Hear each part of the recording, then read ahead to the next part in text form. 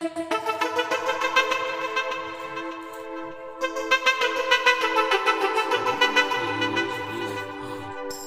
mo nga na, huwag mo nga na i-hit na siya.